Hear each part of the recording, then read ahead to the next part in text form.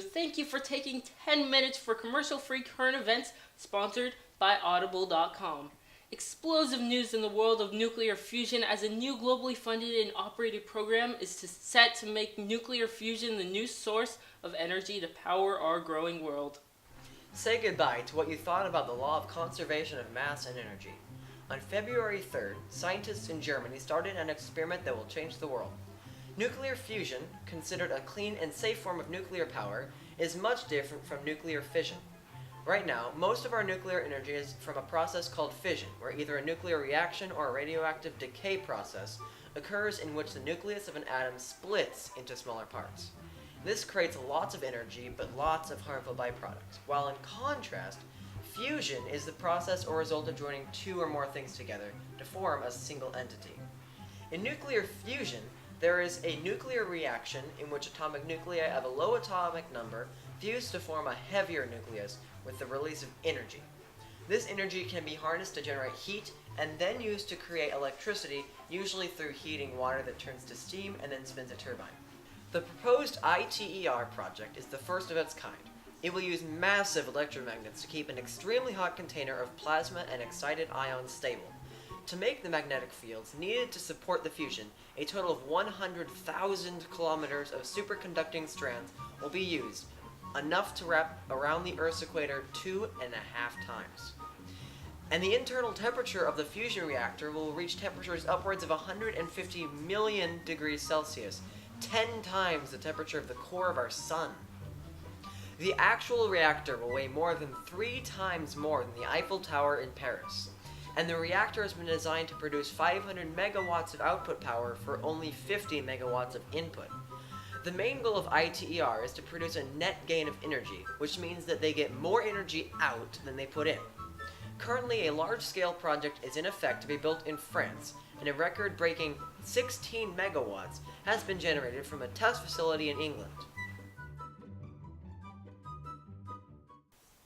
Today we will show you how we get our That's Random topics. We use Google's new I'm Feeling Curious feature, and for a demonstration we will use it now for today's That's Random segment. Did you know that an average person has about 100,000 hairs on their scalp? Most redheads have about 90,000 hairs, and blondes have about 140,000, and brunettes fall between these two figures. Now that is random. Up next, a new episode of the Yearly Show where Stuart Little puts up some good points about the insanity that is this election cycle. Welcome. We got a show for you tonight. We have an interview with the real Anderson Copper, who is also from the real CNN. But now, it's time for Republican. The strangest, most grandiose election cycle in history, they said.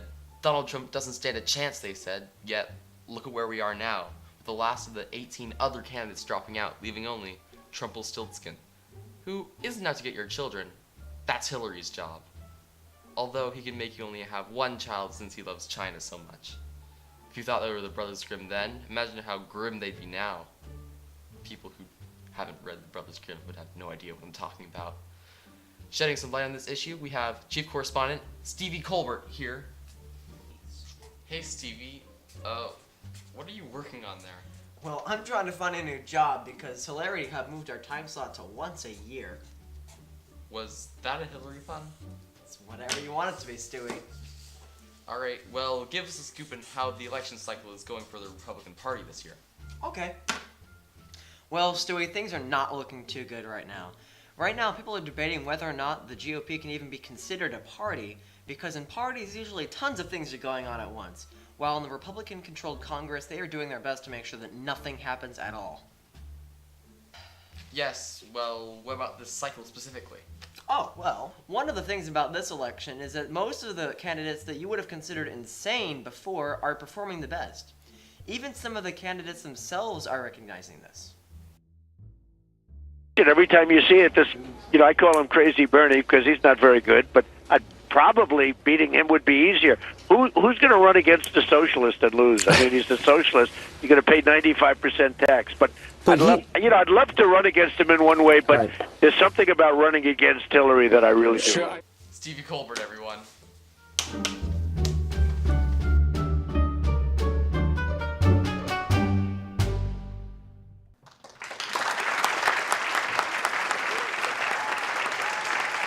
To start off our debate, we have a mind-boggling question for Mr. Trump.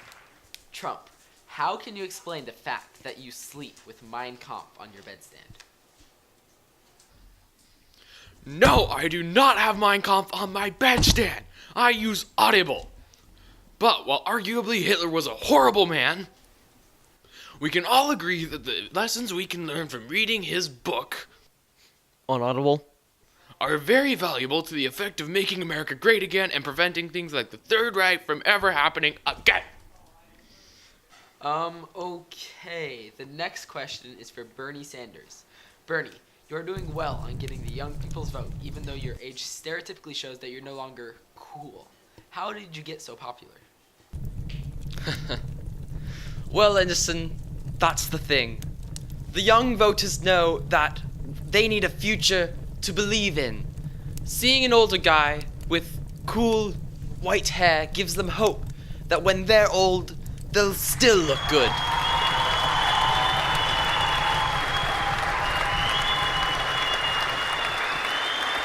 Okay, the next question is for former Secretary of State Hillary Clinton.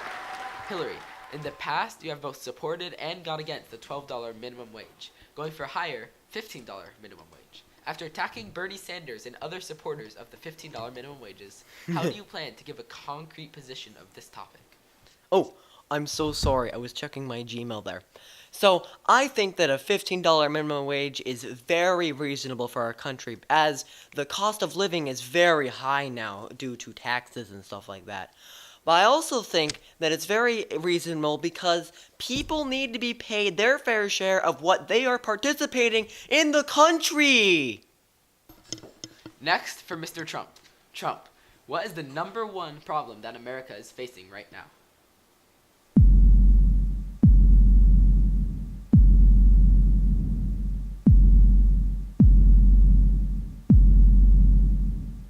Mexico!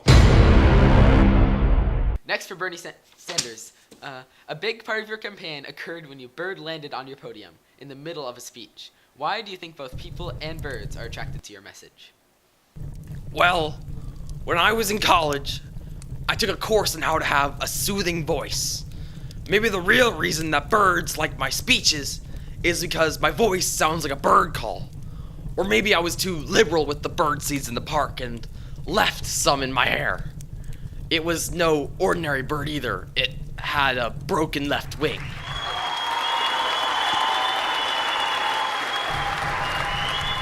Gun control. And our final question is for Hillary Clinton. Please, again, answer this exact same question that we asked you before. In the past, you have both supported and gone against a $12 minimum wage, going for a higher $15 minimum wage. After attacking Bernie Sanders and other supporters of this $15 minimum wages, please answer this question. Oh, sorry. I'm live tweeting this right now. Well, I think that a $15 minimum wage is outrageous. We cannot have people stealing the money from our progressive. Laugh. What was the question? Follow me and Ashley Madison. Now it's time for the roll call. First up is Lake Ridge Middle School in Lake Oswego, Oregon. Next, Lake Ridge Middle School in Mercer Island, Washington. And finally, keeping up with the theme, Lake Ridge Middle School in Orem, Utah.